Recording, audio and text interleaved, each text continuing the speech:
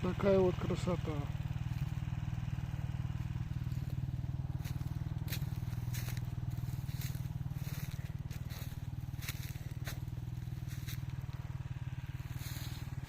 Речечка разлилась. Снега уже почти нет.